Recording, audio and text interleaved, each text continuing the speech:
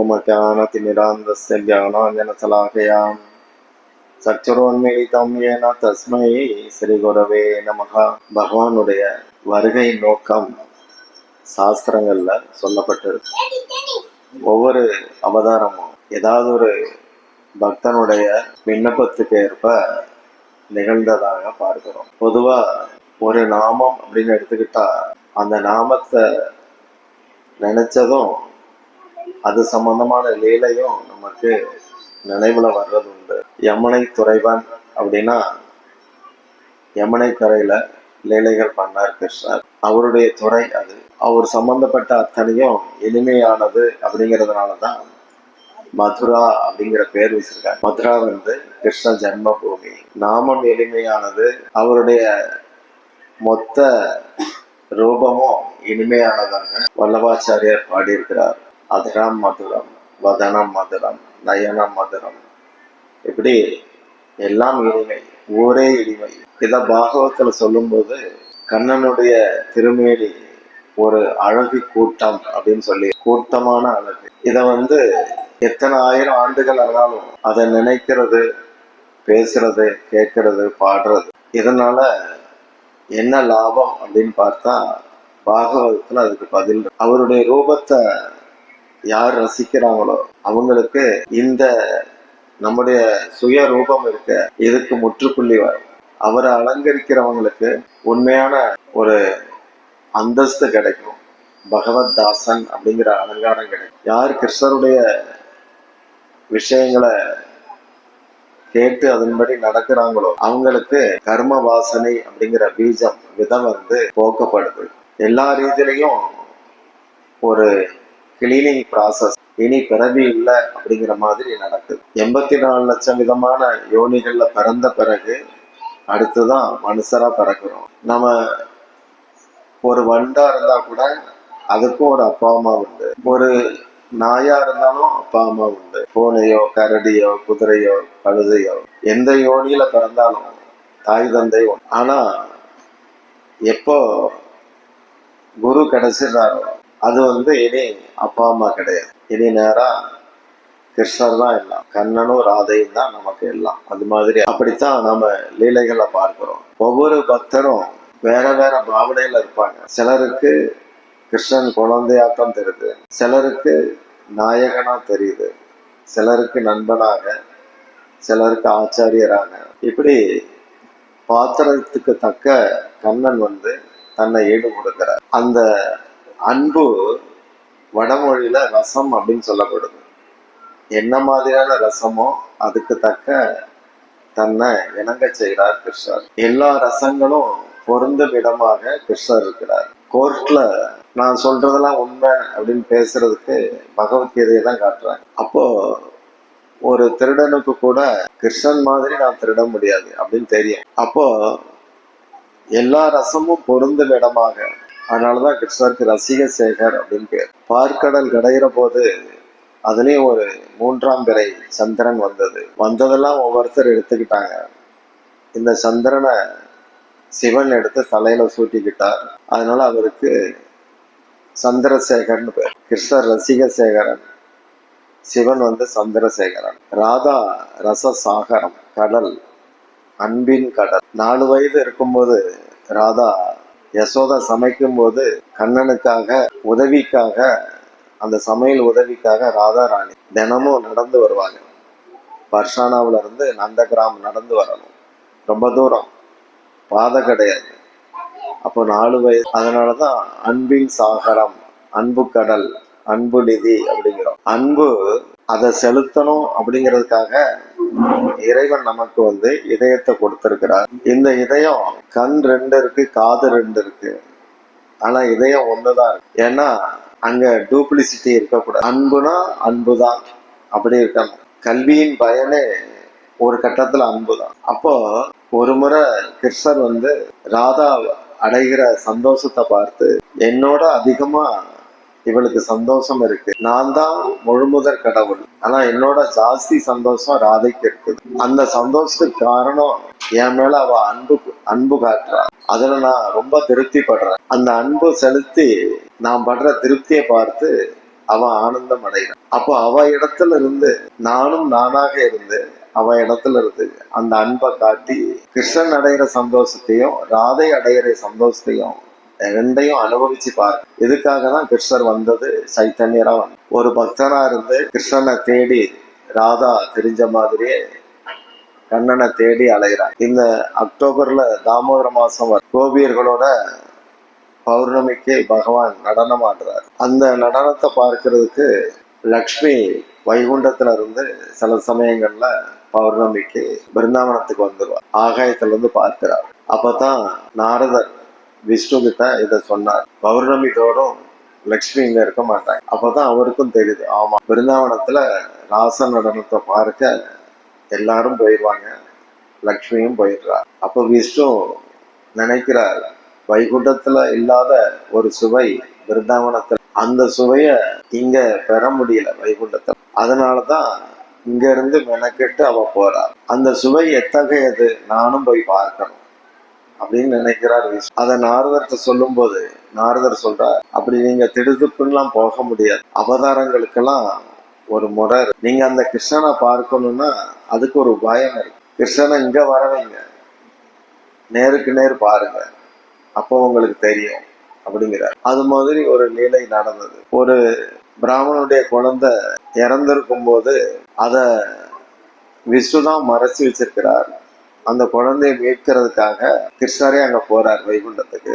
அப்போ கிருஷ்ணரும் விஷ்ணுவும் சந்திக்கிறாங்க, பேசுறாங்க, கட்டி பிடிக்கிறாங்க. உங்களை பார்க்கணும்னு எனக்கு ஆசை, அதனாலதான் இப்படி செய்தேன் அப்படிங்கிறார். இதெல்லாம் அந்த பாகவத்துல வரும். அப்படி ஒரு உன்னத உஜ்வல ரசம் அங்க இருக்கு.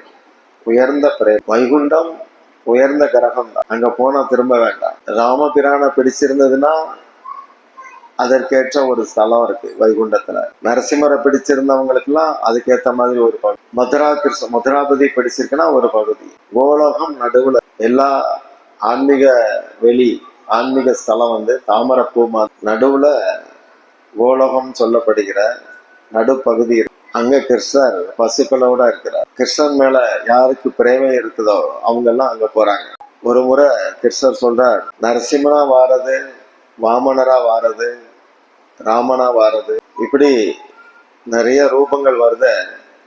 அதெல்லாம் எனக்கு ஒரு டைம் பாசிங், ஒரு விளையாட்டு மாதிரி. ஆனா நான் நித்தியமா என்ன பண்ணுவேன்னா மாடு மேய்க்கிறேன் அப்படிங்கிறார். நம்ம ஊர்கள்ல யார்த்தையாவது எங்கெல்லாமோ போய் படிச்சிய இப்ப என்ன பண்ற அப்படின்னு கேட்டா அவங்க வாயில வந்து ஏதாவது ஒண்ணு. நான் வந்து அங்க சிங்கப்பூர்ல ஒரு கான்ட்ராக்ட்ல இருக்கேன், 6 மாசம் இதை செய்வேன் அதை செய்வேன் அப்படிதான் சொல்லுவேன். விவசாயம் செய்யறவங்க என்ன சொல்லுவாங்கன்னா, சும்மா விவசாயம் தான் பண்றேன் அப்படின்னா. அப்படி ஒரு கருத்தை இன்னைக்கு வந்து அரசாங்கம் ஆக்கி இருக்கிறதுலே உசந்தது விவசாயம், அடுத்து பசு பராமரிப்பு. அதனாலதான் கிருஷ்ணரும் பலராமனும், கிருஷ்ணர் மாடுகளோடையும் பலராம் வந்து எதோட இருந்தார், கலப்பையோட இருந்தார். கலப்பைக்கு கர்ஷனை அப்படின்னு பேர், புல்லாங்குழலுக்கு ஆகர்ஷனை அப்படின்னு பேர். விவசாயம், பசு பராமரிப்பு, இதுதான் ஒரு நாட்டுக்கு முதுகெலும்பு, உண்மையான செல். அப்போ இந்த இரண்டையும் அவங்க வந்து நமக்கு போதிக்கிறாங்க.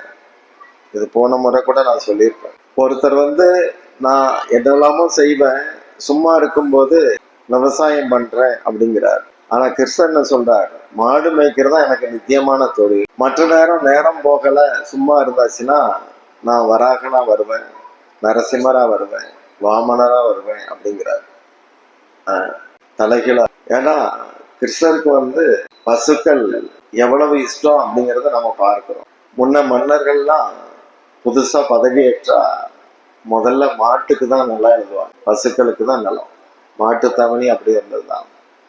சென்னையில மந்தவெளின்னு இருந்துச்சு, அது மாடுகள் மேய்கிறது.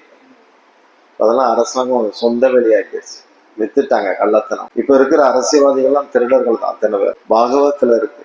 இன்னொரு 200 வருஷத்துக்கு கொஞ்சம் கஷ்டம் தான், திருடங்களே தான் மாத்தி மாத்தி இருப்பாங்க. அப்போ அந்த பசுக்கள்ல அப்படி என்ன விசேஷம்னா அது முழுக்க சாந்தமா. ஒரு பசுவுடைய கண்களை பார்த்தா முனிவருடைய கண்களை பார்த்த மாதிரி. பால் வந்து இப்போ உப்பு எங்க கிடைச்சாலும் அது எங்க இருந்து எடுக்கிறாங்க, உப்பு கடல்ல. பால் எங்க இருந்து எடுக்காங்க, பார்க்கடல்ல இருந்து வருது. அதுக்கு ஒரு கடல் இருக்கு. மாடு சும்மா ஒரு டிராமா, அவ்வளவுதான். பால் எங்க வந்தாலும் அது பார்க்கடல்ல இருந்து தானே வரணும். உப்பு எங்க வந்தாலும் உப்பு கடல்ல இருந்து வருது. அப்ப பாலும் அப்படிதானே வரணும். என்ன பார்க்கடல். அப்போ விஷ்ணு பாதம் பட்டது பால். அதனாலதான் அது சாப்பிட்டா நல்ல புத்தி வருது. ஏன்னா அவர் பாத தீர்த்தம், அது விஷ்ணு பாத தீர்த்தம் தான் பால். ஆனா இன்னைக்கு பால் குடிச்சா ஏன் நல்ல புத்தி வரல அப்படின்னு மாடு விரும்பி தருவ. மாடு விரும்பி தந்தா பால், விரும்பாம தந்தா ரத்தம். அப்படிதானே? யோசிச்சு பாருங்க. மாடு விரும்பி தரல. கன்றுக்கு போக மீண்டது அன்பானது. கன்றுக்கு போகாம தந்தது பசு வேதனையில தருது. வேதனையா தந்த பால் ரத்தத்துக்கு சமம். அதனாலதான் பால் குடிச்சாலும் மட்டன் தின்ன புத்தி எல்லாருக்கும் இருக்கு. மாமிசம் தின்னவங்களுடைய புத்தி தான் இருக்குதானே? அப்படி இருக்கு, பார்க்கலாம். அப்போ பார்க்கடல் தேவலோகத்துல இருக்கிற ஆபீஸ் தான் பார்க்கடல். வைகுண்டத்துடைய ஒரு ஆபீஸ் தேவலோகத்துல இருக்கு. பூமியில இருக்கு ஸ்ரீரங்கம், தேவலோகத்துல இருக்கு அது பார்க்கடல். அடுத்து அதுக்கு மேல வைகுண்டம் இருக்கு, அது 108வது. 107 பார்க்கடல் தான். இப்படி ஒரு முறைமை கொடுத்திருக்கிறார். அந்த விஷ்ணு சாந்தமா இருக்கிறார். நாமெல்லாம் சொல்வோம், முஸ்லீம்லாம் சொல்லுவாங்க இஸ்லாம் அன்பு மார்க்கம் அப்படிமா, சிவனடியார் அன்பே சிவம் அப்படிமா. கிறிஸ்டியன்லாம் சொல்லுவோம் அன்பே பிரதானம், கிறிஸ்டியன் பாடும்போது சொல்லுவோம். ஆனா வைஷ்ணவம் என்ன சொல்லுது? எல்லாமே கிறிஸ்டர் தான் அப்படி, அன்புதான் கிறிஸ்டர் அப்படின்னா அப்ப கோபம் யாரு? அது எங்க இருந்து வருது? இறைவன் சாந்தமா இருக்கும்போது விஷ்ணுவா இருக்கிறார், கோபமா இருக்கும்போது யாரா இருக்கிறார்? நரசிம்மரா இருக்கிறார்.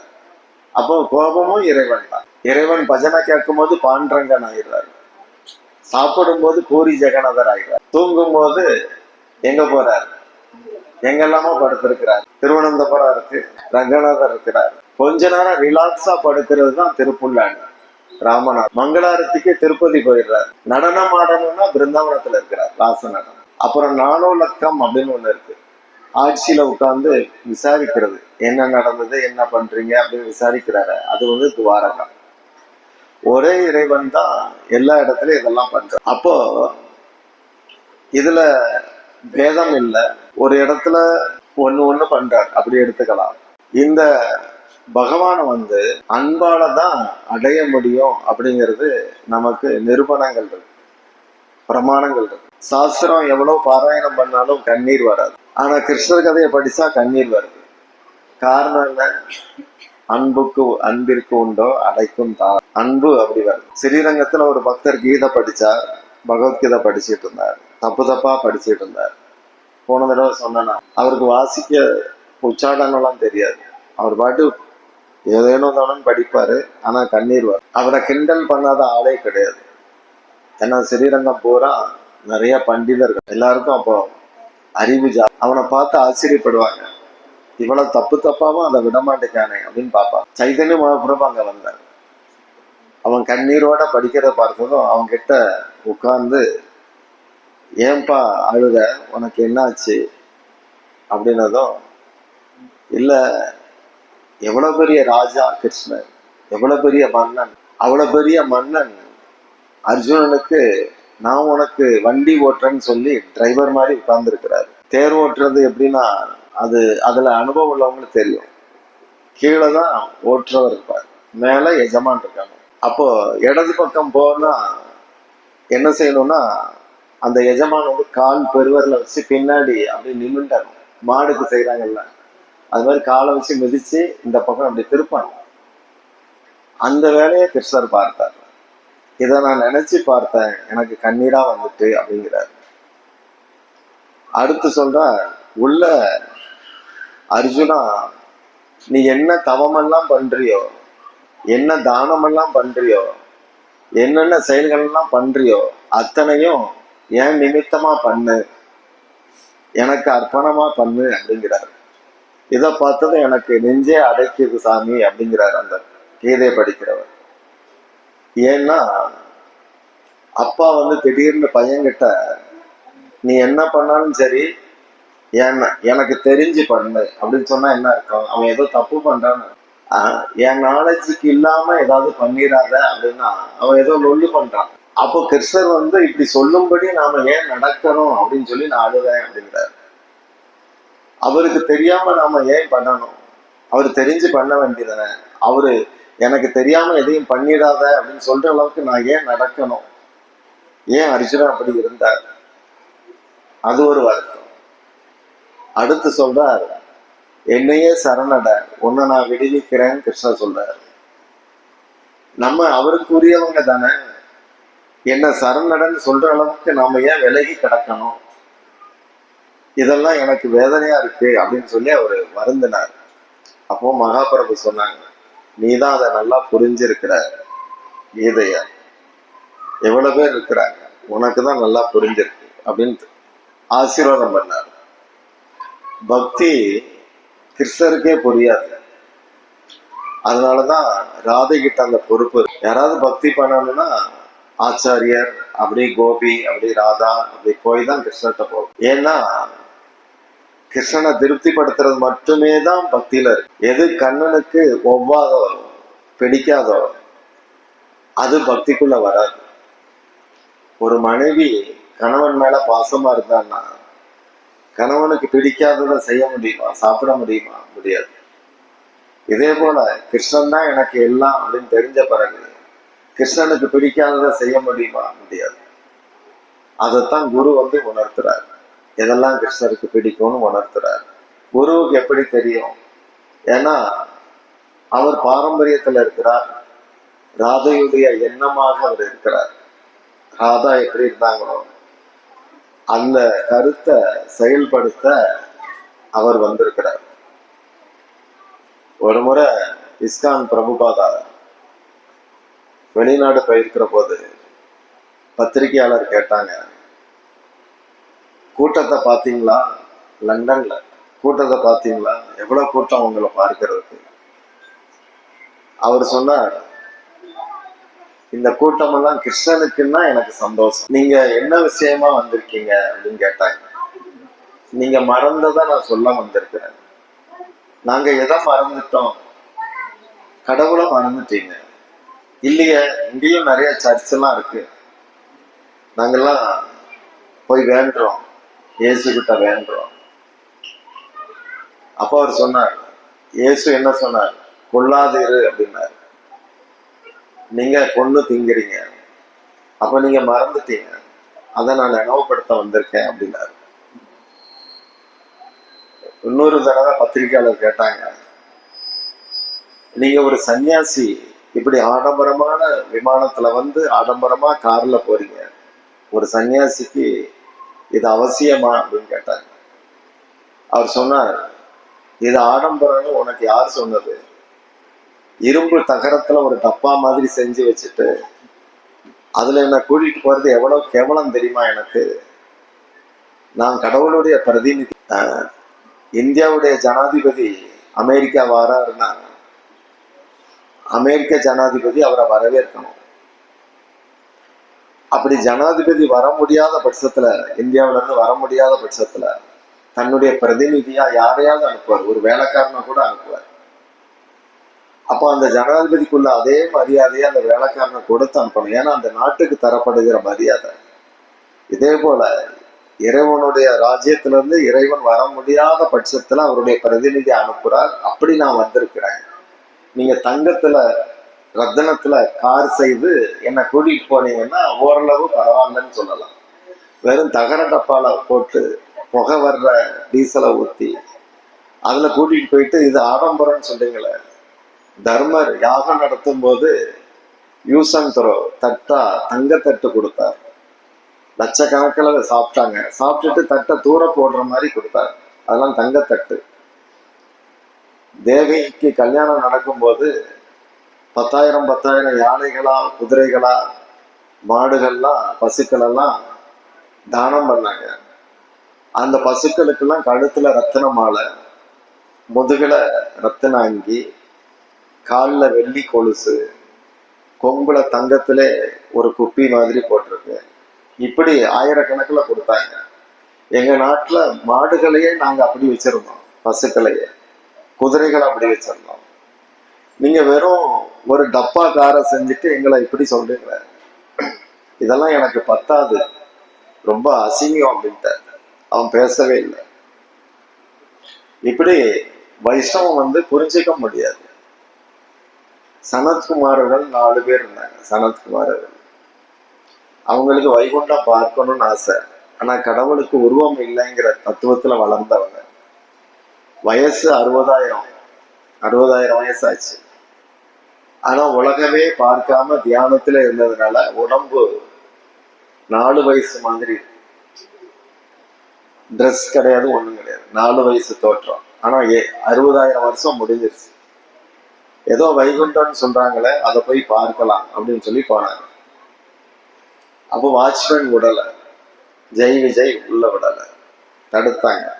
அவங்க சொன்னாங்க, வைகுண்டம் வரணும்னா அதுக்குன்னு எங்ககிட்ட ஒரு வண்டி இருக்கு, விஷ்ணு தூதர்கள் அந்த வண்டியில கூட்டிட்டு வருவாங்க, இப்படி சும்மா ஏனோ தானோம்லாம் வர முடியாது, அதுக்கு ஒரு முறை இருக்கு அப்படின்னாங்க.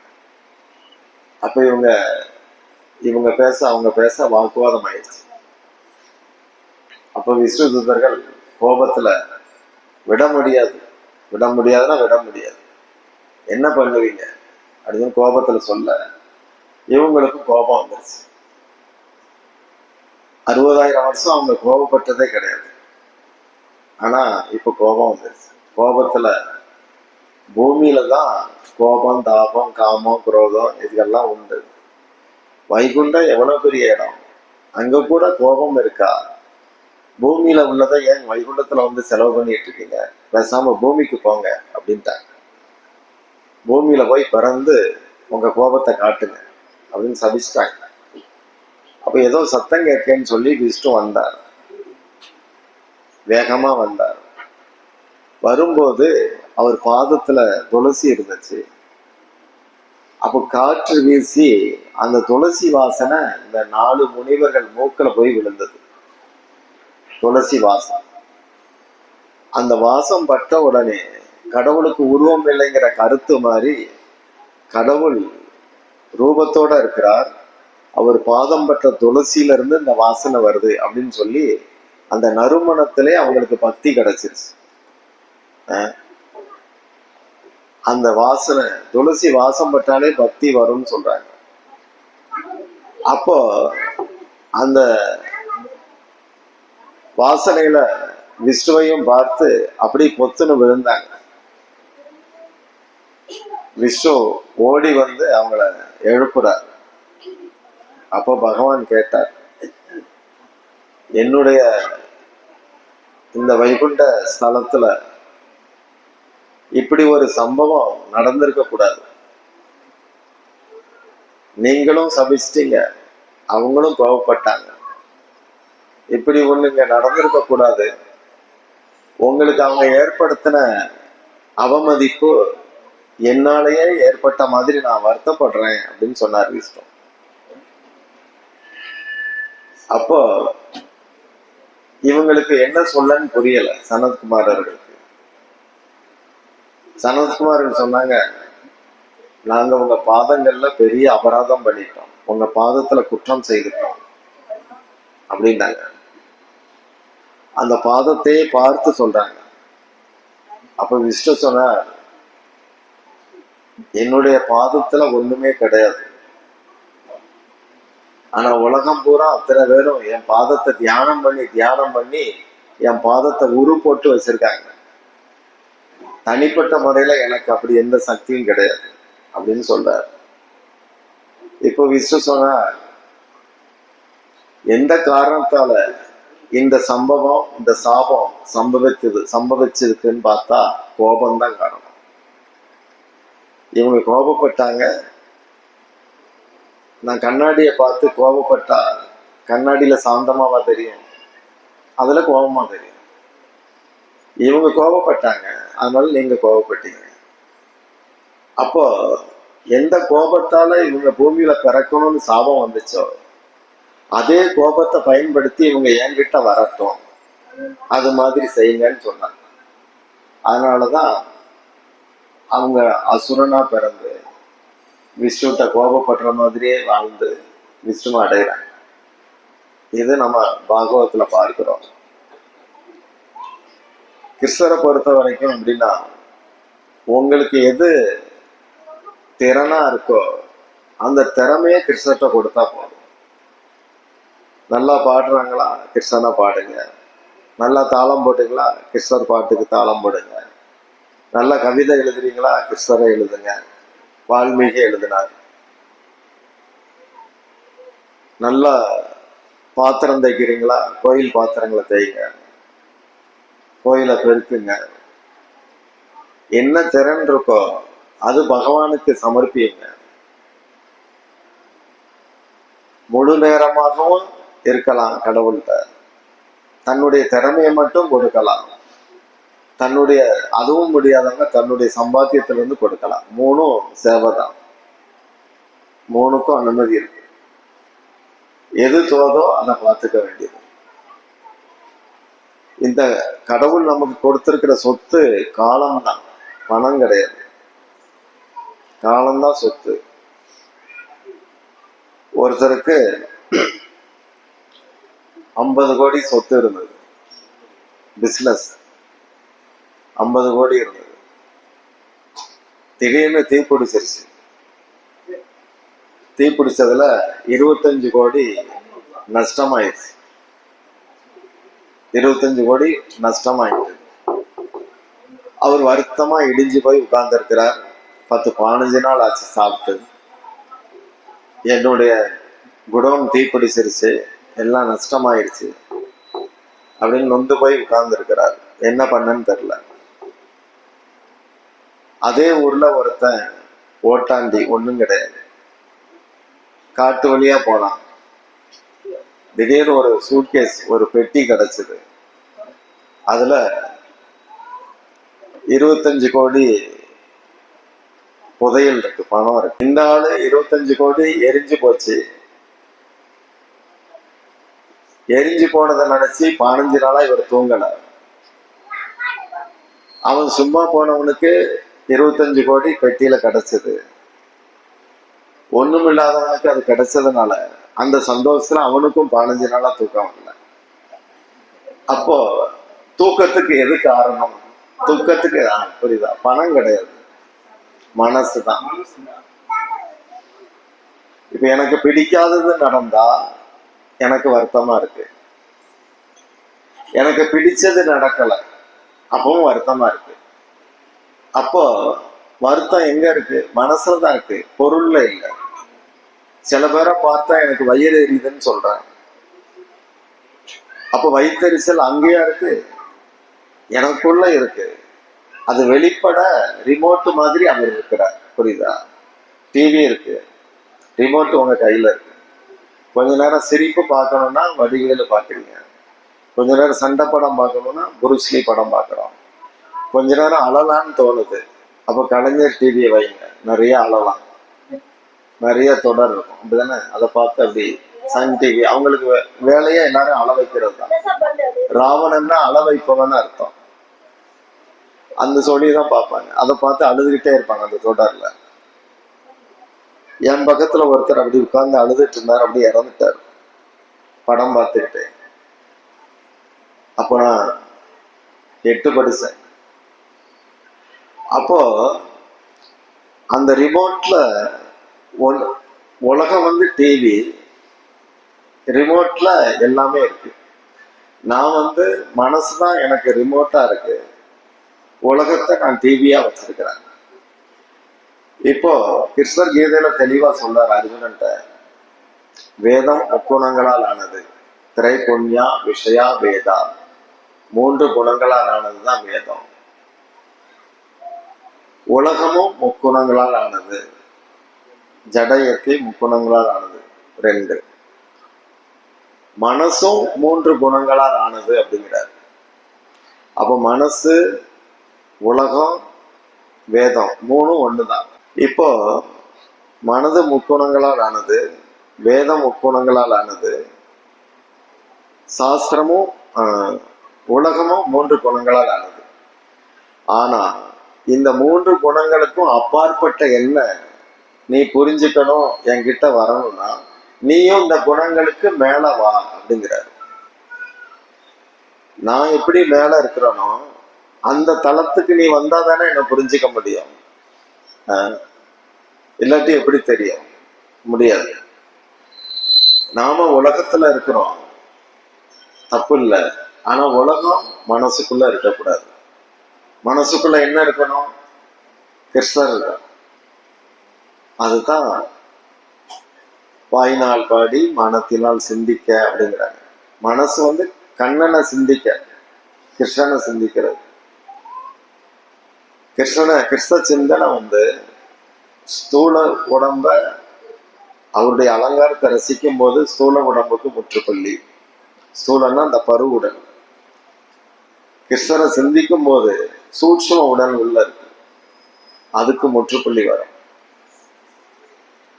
கிருஷ்ணரையே அசை போடுறோம், சதா அதே நினைப்பா இருக்கிறோம்.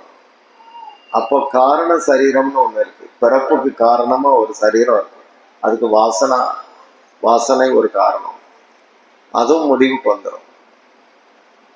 இப்படி கிருஷ்ணர் மூலமா எல்லாத்துக்கும் ஒரு முடிவுரை பண்ண. அந்த ஜெய் விஜய் பூமியில பிறந்தாங்க. ரன்யன், ரன்யாட்சன், கும்பகர்ணன், ராவணன். கிருஷ்ணன் நிலையில யாரோ வந்தாங்க? சிசுபாலன், தந்தவக்ரன்.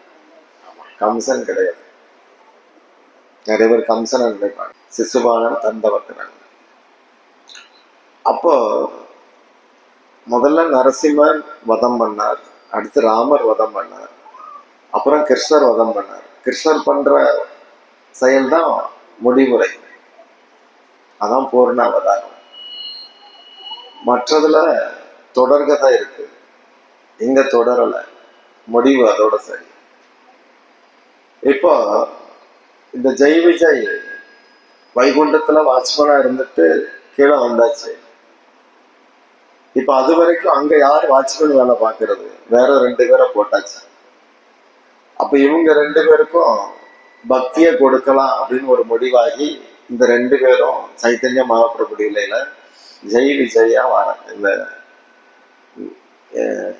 2 குடிகாரங்க ஜகாய் மதாய் அப்படி வராங்க. வந்து அவருடைய பாதத்தை தொடுறாங்க. இந்த 2 பேரும் அவ்வளவு அட்டூழியம் பண்ணியிருந்தாங்க. ஜகாய் மதாய் பெரிய குடிகாரங்க. சைத்தன்ய மகாபிரபு நித்யானந்த பிரபு கிட்டையும் ஹரிதாஸ் தாகூர்கிட்டையும் அங்க 2 குடிகாரம் இருக்காங்க, அவங்கள போய் திருத்துங்க அப்படின்னு சொன்னாங்க. சைதன்யர் சொன்னார். அப்போ ஹரிதாஸ் தாகூர் சொன்னார், அவங்க ரொம்ப முரடங்க, அங்க போறதுக்கே பயமா இருக்கு, திடீர்னு கோபப்பட்டுருவாங்க. அப்போ சைதன்யர் சொன்னார், எது நடந்தாலும் நான் பார்த்துக்கிறேன், நீங்க போயிட்டு ஒரே ஒரு தடவை நாமத்தை சொல்லுன்னு பிச்சை கேளுங்க. அதே போல 2 பேரும் வந்தாங்க. நிறைய பேர் தடுத்தாங்க, அங்க போகாதீங்க குடிகார பசங்க அப்படின்னு. ஆனா இவங்க மீறி போறாங்க. அங்க போயிட்டு நித்யானந்தர் இவர் பயந்து நின்றுகிட்டார். நித்யானந்தரை போய் ஜகாய் மதாய் 2 பேரும் உட்கார்ந்து குடிக்கிற போது காலை போய் பிடிச்சு ஒரு தடவை ஹரே கிருஷ்ணான்னு சொல்லு, உன் பாவம் எல்லாம் போயிடும். அவங்களுக்கு கோபம் வந்துருச்சு. எங்க வந்து என்ன சொல்லிட்டு இருக்கிற அப்படின்னு மண்பானையில தான் குடிச்சாங்க. அந்த பானையை அவர் மண்டையிலே ஓங்கி அடிச்சுட்டாங்க. மண்டை உடைஞ்சி ரத்தம் வந்தது. அவருக்கு மயக்கம் வர மாதிரி இருக்கு. ஹரிதாஸ் ஓடிட்டார். உடனே சைத்தன்யர் அங்க வந்துட்டார். என்னுடைய பக்தருக்கு அபராதம் நடந்திருக்கா, இதை நான் சும்மா விடல அப்படின்னு சொல்லி கையை தூக்குறார். சுதர்சன சக்கரம் கையில வந்து அந்த பிரகாசத்துல அந்த குடிகாரங்க உடனே ஓடி வந்து இறைவன் தான் இவர் அப்படின்னு சொல்லி காலில் வந்து விழுந்தாங்க. காலை தொட்டதும் சைதன்யர் உடம்பு அப்படியே கருப்பாயிருச்சு. அவ்வளவு பாவம் இருந்துச்சு அந்த உடம்புல, அப்படியே உடம்பெல்லாம் கருப்பாயிருச்சு. அப்போ யமன், இந்திரன் இவங்கெல்லாம் பூமிக்கு வந்து ஸ்பரிசத்தாலேயே அவங்க பாவத்தை போக்கிட்டீங்க அப்படின்னு சொல்லி சுத்தி வந்து பஜனை பாடினாங்க. என்ன பஜனைன்னா, ஜெய ஜெய தேவஹரி, ஜெய சச்சி நந்தன கௌரஹரி அப்படின்னு பாடினாங்க. வளம் வந்து பாடுறாங்க. அந்த வயக்காடு அங்கே இருக்கு. அந்த பஜனையில விதவிதமா ஆடுனாங்க ஜெகாய் மாதாய். இது வரைக்கும் குடி போதை இருந்துச்சு, இப்ப கிருஷ்ண போதை வந்துட்டு அப்படி வளைஞ்சு வளைஞ்சு ஆடுறாங்க, உருண்டாங்க புரண்டாங்க. முன்ன குடிச்சு சாக்கடையில கிடப்பாங்க, இப்பவும் தண்ணியில உருண்டாங்க புரண்டாங்க. அவங்க செய்யாத அட்டூழியமே கிடையாது. அப்புறம் கீர்த்தனம் பஜனம் முடிஞ்சு ஆட்டம்லாம் முடிஞ்ச பிறகு சைதன்யர் அவங்க கிட்ட கேட்டார், உங்களுக்கெல்லாம் நல்லா ஆனந்தம் இருந்ததா? அவங்க பாடுனாங்க, கிருஷ்ணன் அப்படின்னாலே பரமானந்தம். பிரம்மானந்தம் வேற. பிரம்மானந்தங்கிறது ஆத்மதலம், பரமானந்தங்கிறது வைகுண்ட ஸ்தலம். சேவானந்தம்னு ஒண்ணு இருக்கு. கண்ணனுக்கு சேவை பண்றதுலே ஒரு ஆனந்தம். அனுமனுக்கு ராமபிரானுக்கு சேவை பண்ணும்போது ஒரு ஆனந்தம், சேவானந்தம். கிருஷ்ணானந்தம்னு ஒண்ணு இருக்கு. ஆனந்தத்திலையும் ஸ்கேல் இருக்கு, பல படித்தரம் இருக்கு. அப்போ இன்னைக்கு நீங்க எப்படி உணர்றீங்கன்னு சைதன்யர் கேட்டார். பஜனை பாடுனீங்களே எங்களோட சேர்ந்து, ஆடுனீங்க பாடுனீங்க குதிச்சிங்க உருண்டிங்க புரண்டிங்க, எப்படி இருந்தது உங்க அனுபவம்? அங்க 2 பேரும் கண்ணீர் விட்டு, நாங்க படு அயோக்கியங்களா இருக்கோம், எங்கெங்கயோ பெண்கள்கிட்டலாம் சேட்டை பண்ணோம், ஆனா இன்னைக்கு பூமாதேவிங்கிற தாய்மடியில நாங்க உருண்டோம். இந்த ஆனந்தத்தை நாங்க பெற்றதே கிடையாது இதுவரைக்கும். சாக்கடையில உருண்டிருக்கிறோம், இன்னைக்கும் நாங்க உருண்டிருக்கிறோம் மண்ணில் சகதியிலலாம். ஆனா இந்த ஆனந்தத்தை நாங்க அப்ப பெறல. இது எங்களுக்கு நித்தியமா நிலைக்கணும். மகாபிரபு யாரெல்லாம் ஸ்பரிசம் பண்ணாங்களோ அவங்களுக்கெல்லாம் உலக ஆசையே வராது.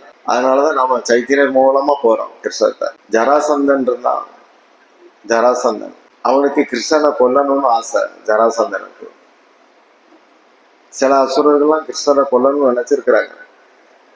ஆனா வீட்டுல விஷ்ணு பூஜை பண்ணுவாங்க, சாலக்கிரம பூஜை எல்லாம் பண்ணுவாங்க, ஆனா கிருஷ்ணரை கொல்லணும்னு ஆசைப்படுவாங்க. அந்த ஒரே காரணத்துக்காக அவங்கள அசுரன்னு பாகவதம் சொல்லுது. புரியுதா?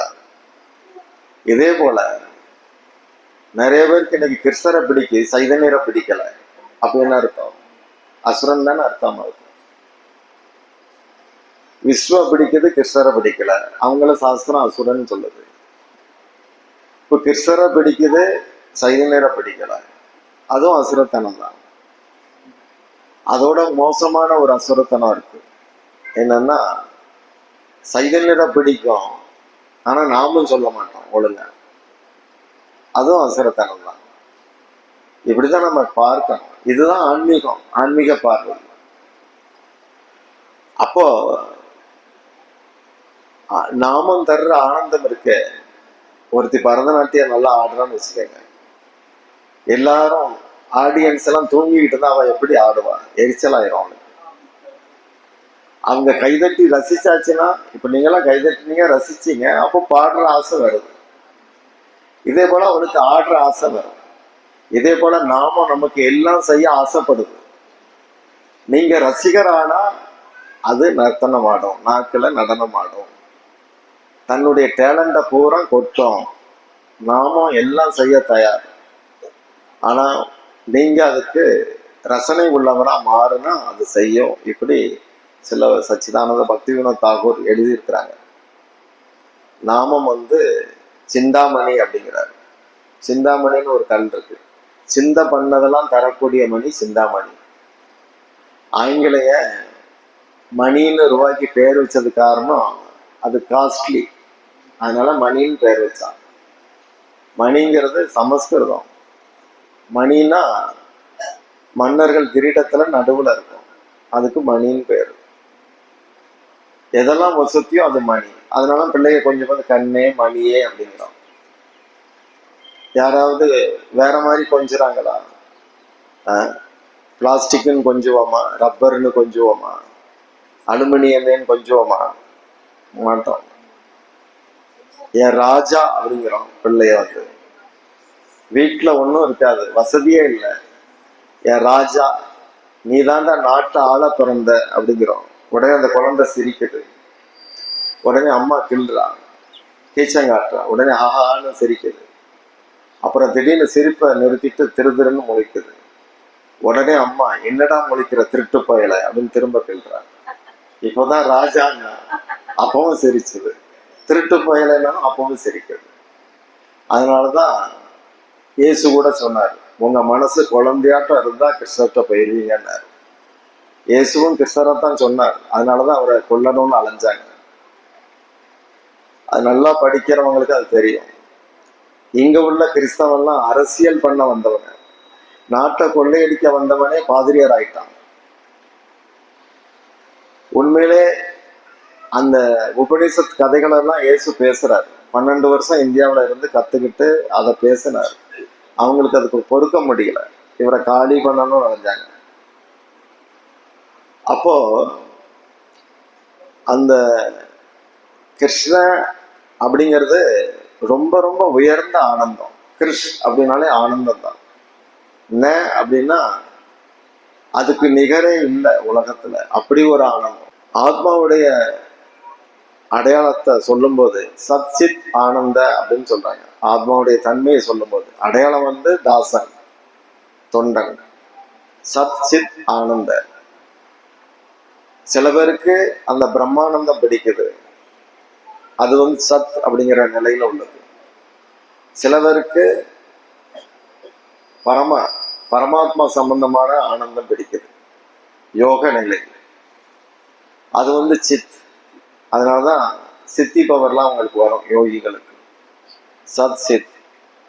ஆனா கிருஷ்ணன் இருக்க பகவான் அதுதான் வசதி. அந்த கிருஷ்ண அப்படிங்கிற தளத்துக்கு வரும்போது தான் சத்து இல்லை சித்து இல்லை, அந்த ரெண்டையும் தாண்டி ஆனந்தம்ங்கிற நிலைக்கு வரும். ஆனந்தத்துக்கு உள்ளதான் சத்தம் இருக்கு, சித்தம் இருக்கு, மூணும் உள்ளடங்கி இருக்கு. சத்துனா நித்தியம், அழியாம இருக்கும், மாறாம இருக்கும், சாகாம இருக்கும். சித்துனா அறிவுபூர்வமானது, ஞானம் நிறைந்தது அப்படின்னு அர்த்தம். இது எப்படி சொல்லலாம்னா, இப்போ நீங்க டாக்டருக்கு படிக்கணும்னா படிக்கணும், ஏன்னா அது உங்களுக்குள்ள கிடையாது, நீங்க படிச்சாதான் வரும். ஆனா நீங்க இப்போ கிருஷ்ண பக்தன் ஆகணும்னா அதுக்கு படிக்கலாம் வேண்டாம், கிருஷ்ணன் நினைச்சாலே போதும், அது உள்ளே இருக்கு.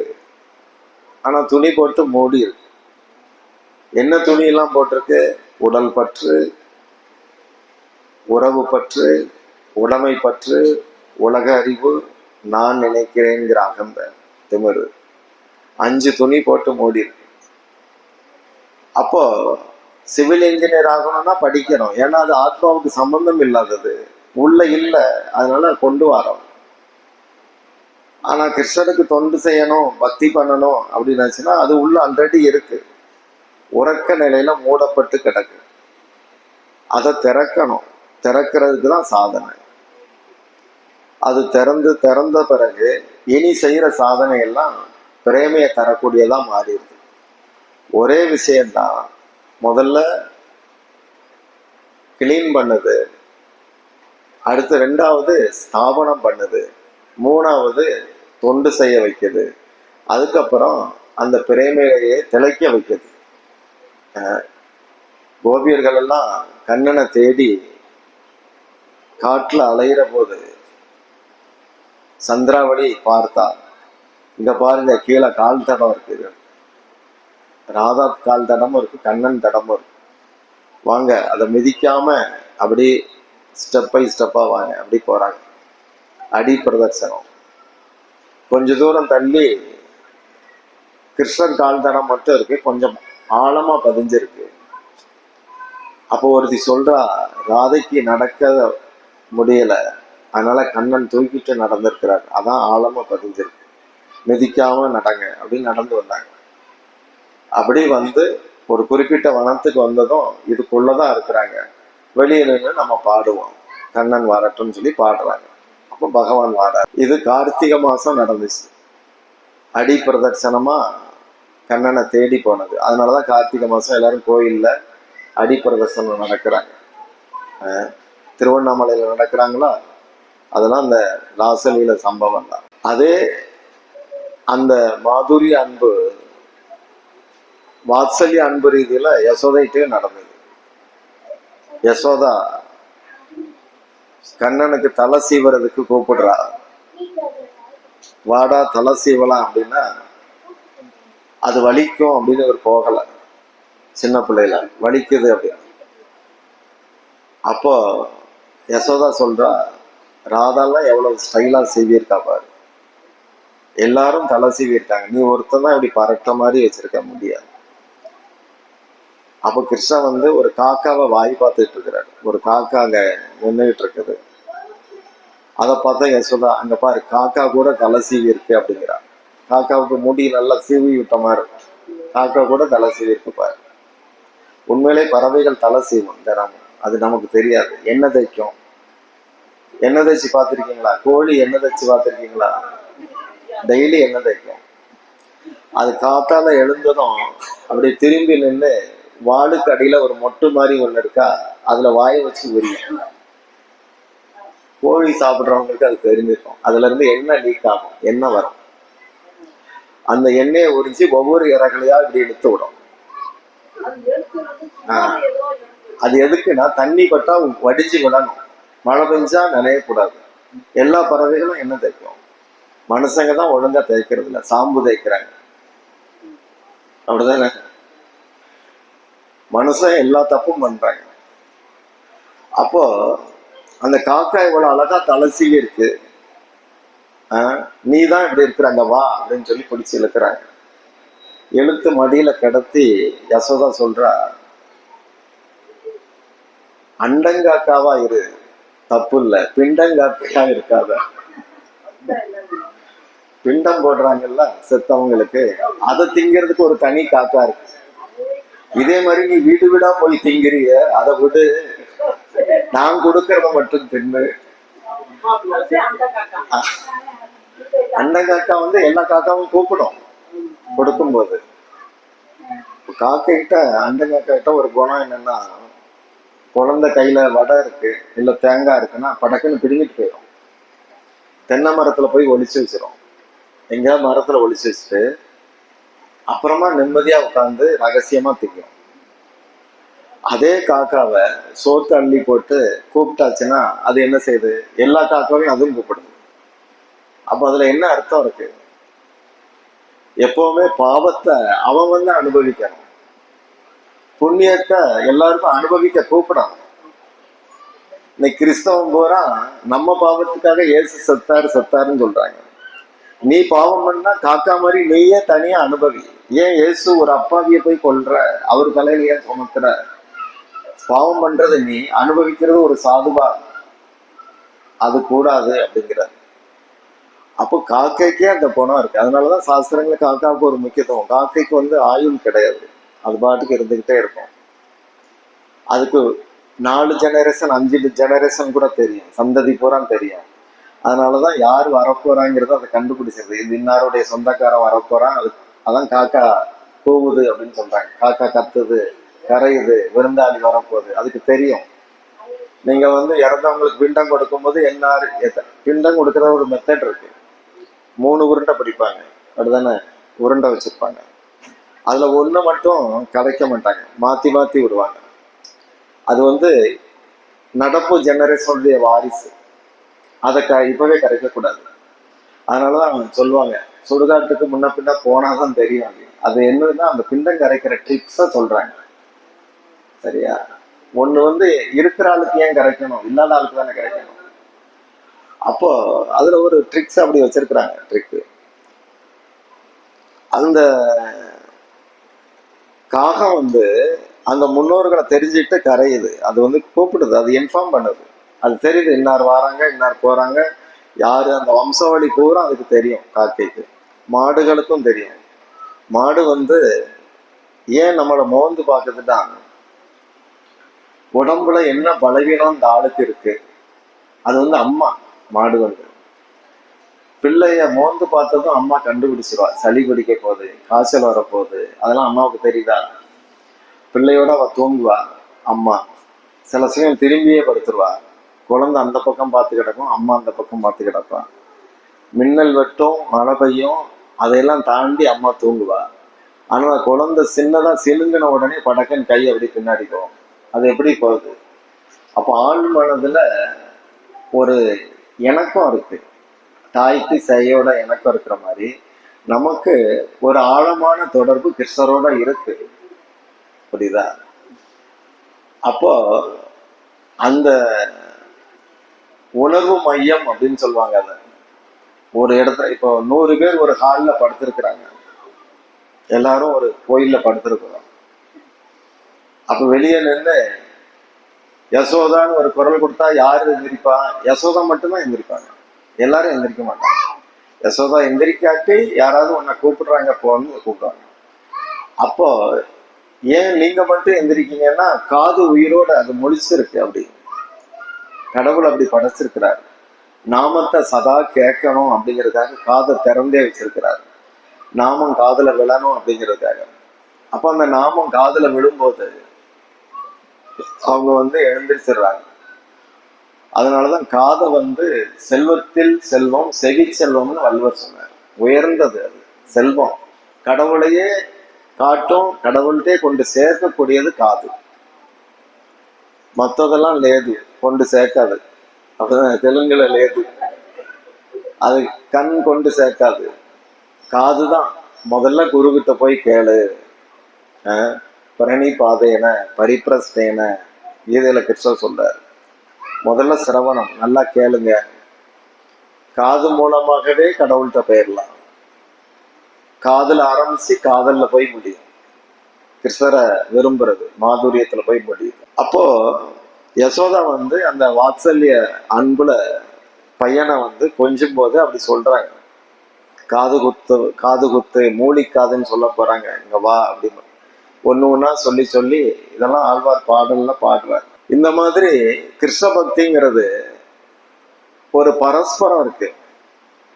இப்போ தொட்டில்ல குழந்தை தூங்குனா என் கண்ணன் தொட்டில்ல தூங்குறான் அப்படின்னு தாய் சொல்வார்.